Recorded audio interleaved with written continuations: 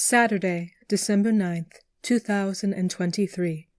The Book of Ezekiel, chapter 36, verses 24 through 28. Written by Adrian Slonaker. For much of my life, I've felt like a misfit or a black sheep, although I prefer to call myself a tie-dye sheep. While I love my family and they love me, when I was growing up in an Illinois suburb, I felt somehow vaguely different, and this difference created a sense of tension, since I was aware that my parents couldn't fix this sensation of being the odd person out. And yet I didn't want to conform. In elementary and junior high school, I frequently felt alone and was taunted for being somehow different. While high school was much better, I still wince when I recall a supposed friend telling me that some of my fellow members of the student newspaper staff considered me to be some sort of freak. One reason I didn't fit in was because of my naturally eccentric self. Another likely reason was that I am queer, and, at times, gender nonconforming.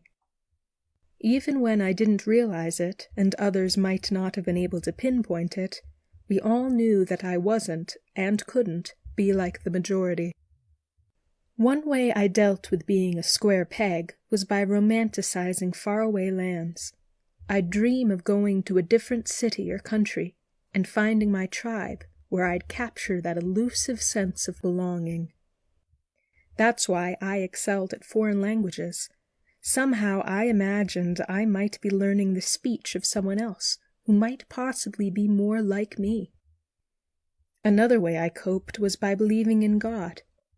I knew that even if I felt alienated by many of my peers, and even if I had a rocky relationship with my earthly parents, I have a heavenly Father who is perfect, who created me the way I am, who loves, understands, and accepts me.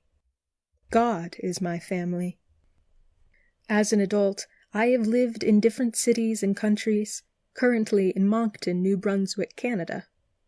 After graduation from university, where I figured out my queerness, I spent a few years living in Chicago's Lakeview neighborhood, which is known as Boys Town for its high concentration of gay and bisexual male residents. In a way, I did feel more comfortable, as I didn't necessarily have to hide my preferences or my creative self-expression. However, the same inadequacies haunted me, as certain segments of the LGBT community and others can be judgmental if you don't have the right look, the right weight, the right hair, the right behavior, the right lifestyle. Again, I had God and faith in God, which, in itself, has occasionally caused friction with other queer and straight individuals who have been dismissive of religion. Just as a dusty, freezing attic or spooky, dark basement isn't necessarily representative of an entire house, these situations where I haven't belonged, as well as these critics and haters, don't represent the big picture. Despite them, I can assert myself and thrive. I can be happy. I remember God's commitment to renew me, to take care of me, to provide me with a spiritual home, to center me, as He promises, I will take you out of the nations, I will gather you from all the countries, and bring you back into your own land. I will sprinkle clean water on you, and you will be clean. I will give you a new heart, and put a new spirit in you. I rejoice in this, and remember it at Advent and throughout the year. Have a blessed holiday season.